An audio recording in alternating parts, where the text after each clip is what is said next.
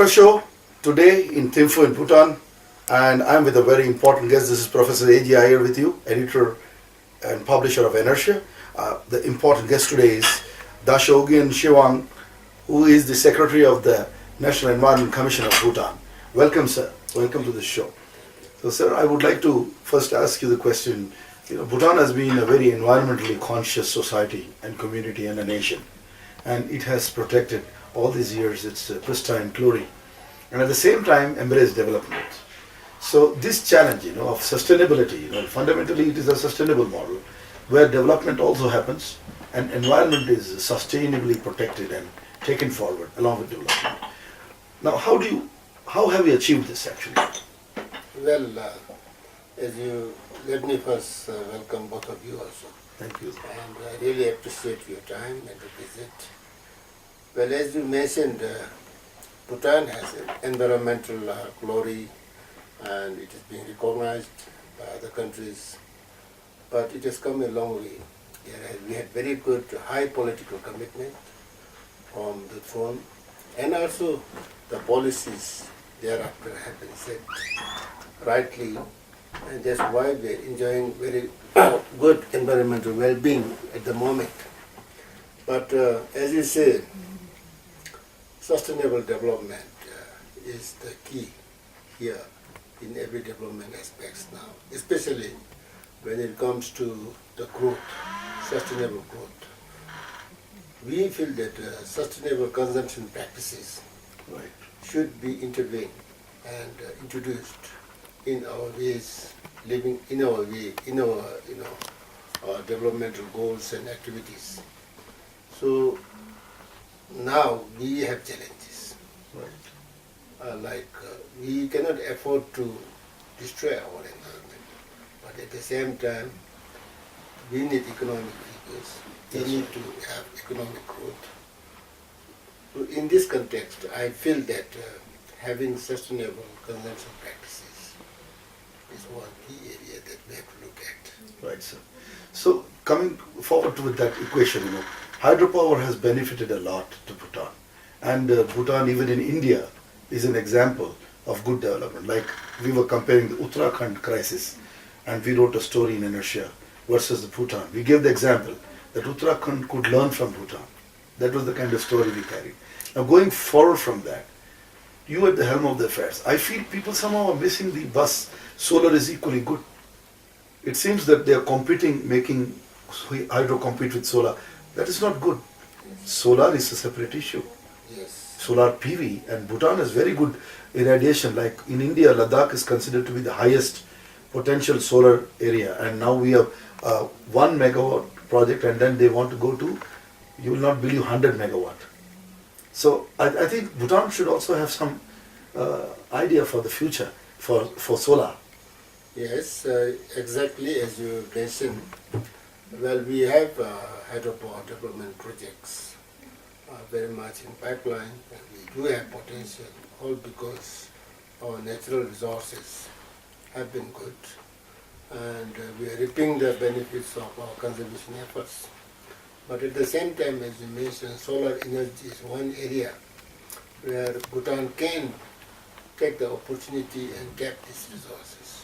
And we have not gone in a big way, and it is high time that our country looks into this and do everything possible to tap such natural resources. Right. See, for example, in India we have a feed-in tariff, policy. I was just thinking that, like the Indo-Bhutan hydro deal, this is just a kind of a thinking that's coming. Why not discuss with the Indian government for Bhutan a FIT, current rates, so that a marginal rate or a marginal profit is given, in return. And India badly needs a lot of energy, and solar will not offset the entire plant because solar will be much smaller compared to hydro. But what it does, it provides a lot of employment to Bhutanese. I would put it this way: solar energy is one area where Bhutan can now look into, because there's a lot of potential all around the settlements. Yes. It's not just in the cities. Absolutely. It's even in the rural settlements, Yes. rural settings. we need to look at this. Right. And if you have the expertise on this area, and obviously you have a lot you have gained lots of experience and technology in this area, and if you may like to propose to Bhutan how you want to go about, how you want to pilot this study and pilot this project rather, and come up with some cooperation, and then we can apply the government on your initiative and proposal. Right. I would say there's a lot of future. Yeah, because that's the next future. No, like hydro was very conveniently renewable energy. Yes. I think solar is equally renewable, It's and it is equally. available. The sun is available to us Yes. at a certain time of the day. Yes. And I think at least in India we are seeing roughly 6 hours we get sunlight based power generation. Same would be with Bhutan, and maybe a little up and down because solar irradiation in Bhutan is a little lower than the Indian plains, but not drastically lower. Because see, if you see average out through the day, Bhutan has tremendous potential. It is like if Germany can do solar, I think Bhutan can do much better. As an example, if you look at coal countries, So that was my wish, that Bhutan also looks at a little bit of solar because it can help its community. It can employ more people than hydropower can employ. And it can indigenize. You can have local panel assembling. You can have people who make these solar photovoltaic here. And it could be joint venture with the Indian parties which can make it here. It gives more options, Yes. So I think you are in agreement with what we are saying on this issue. I mean, it is definitely one area that we should not, as you say, miss the bus. Yeah. And we should definitely tap this natural resource. Right. And there's a lot of potential, as I said earlier, in this area. Right, sir. See, another area, sir, I wished you to throw light on.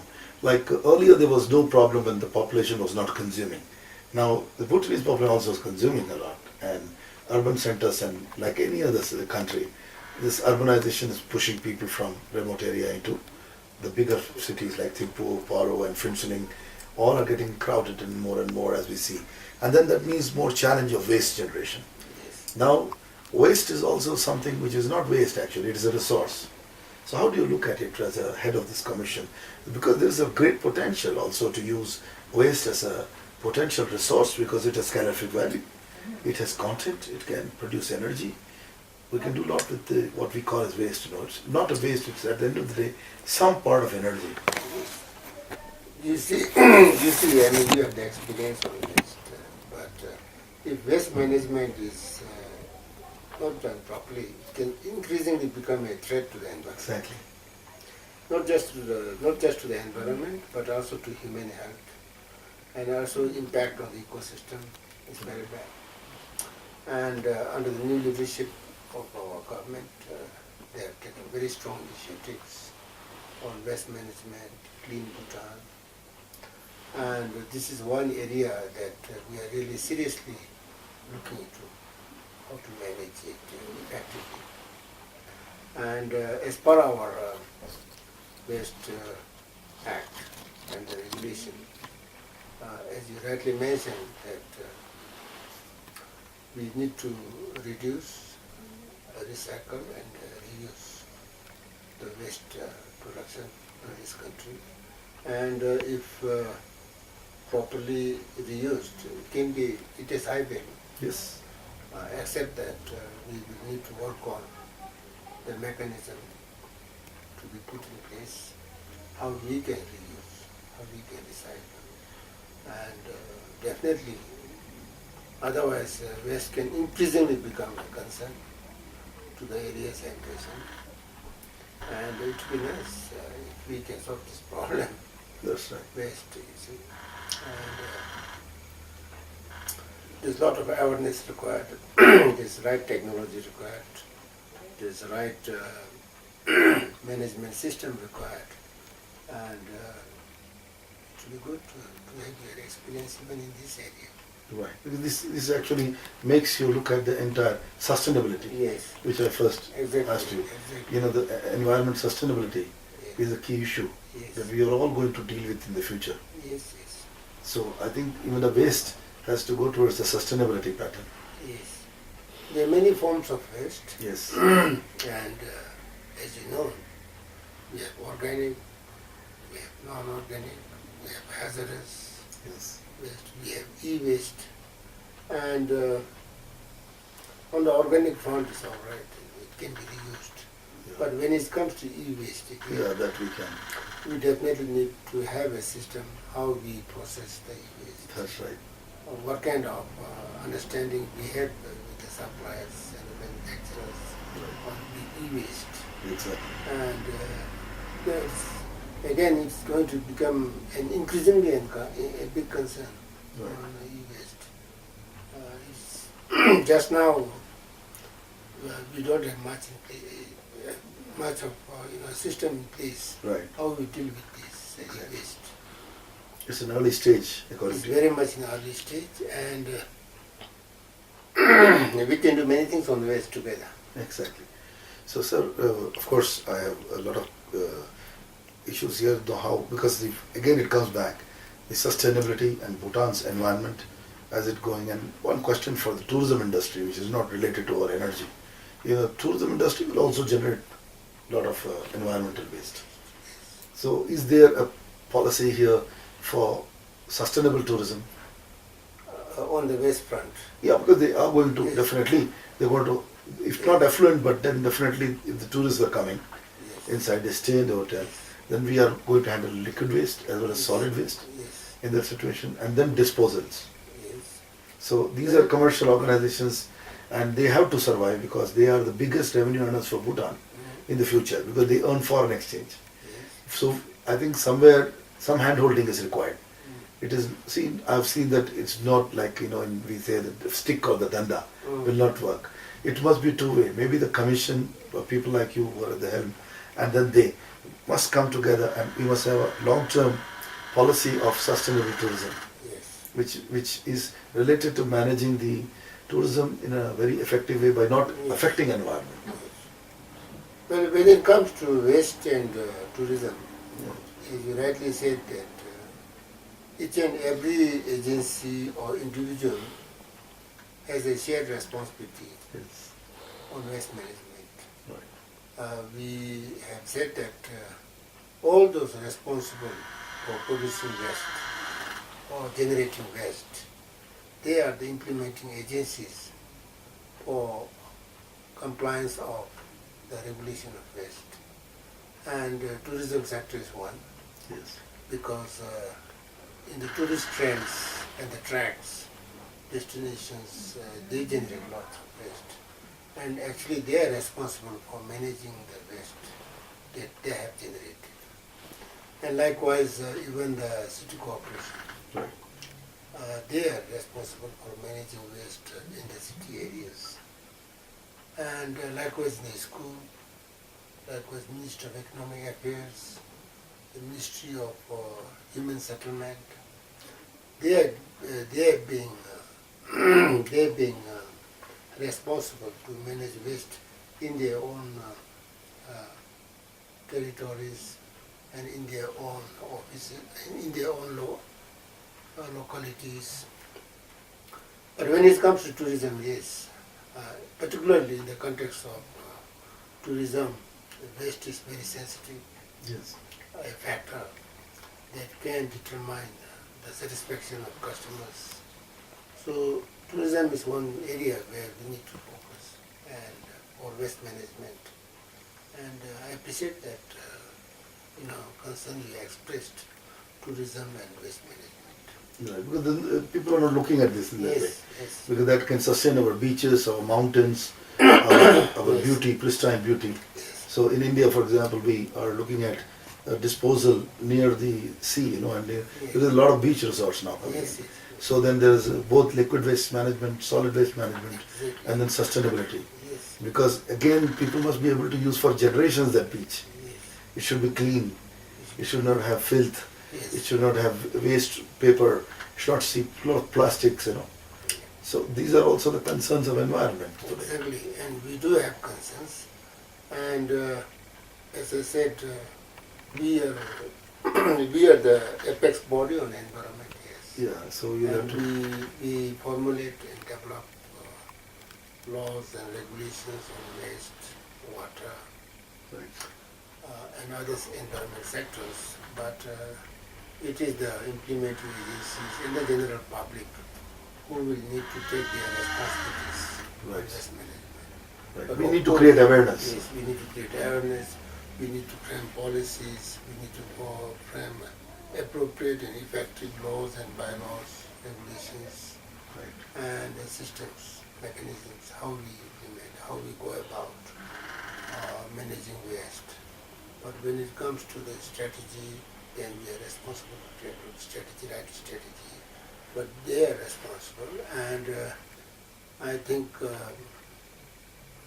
with your partnership, I hope we can be able to bring changes and do something on the waste also. Sure, sure. Okay. And one last question, sir. Number of vehicles increase in any community. Like in India, we have seen that. You know, when vehicles rise, then I think India went for converting to gas, you know, because we had the ability to bring gas, because we could Yes. bring gas pipeline. Yes. But, you know, how would Bhutan, because I think mostly Bhutan will have either petrol or diesel vehicles. Well, our government is taking very, very strong initiative on this front, Okay. on the pollution through transport. Yeah. They have they have done lots of studies, and definitely they want to go about reducing fossil fuel cars, petrol, diesel, and Could electric car be an answer, sir? come up with electric cars. That could be an answer, right? Yes, Good answer. which are practical Solution. solution to provide transport, but at the same time, do away with pollution. And this is one area which should be, which should be good. I mean, for a country like ours, because we have made carbon neutral declaration. Exactly. And we cannot have carbon more than we can sequestrate in a forest sink. So this is one area where we can look at having electric cars, electric transport systems. Right. The other thing, sir, I feel, we should also think probably for some kind of micro mass transit systems. For example, a monorail could do justice to Thimphu and Paro and these cities, because just a circular monorail, one coming in, going out, people will stop using cars, because the distances are not much. Yeah. And it is possible to build monorail because it does not need too much construction compared to metro rail, because monorails are much lighter, what Japan has done. Now in Mumbai we have got that. Mumbai is actually, now first pilot has come. So I think, this nice solutions are environmental solutions. Yes, even the ropeways. Yes. Even the ropeways. Yes, yes. monorails. I mean, whatever transport system that can reduce the carbon emission, Yes. in fact, could be, very sustainable practices that, we can follow. Even for short distances, suppose Yeah. I say in Thimphu you connect certain sectors, Yes, yes. and maybe people use constantly that route with the monorail. Yeah. So it can be designed for Bhutan. It can be kept in mind with Bhutanese environment and also your cities close to that. And it is not very difficult. I feel you can get global grants for this, because the international fellows will give grants for this if a good project is prepared.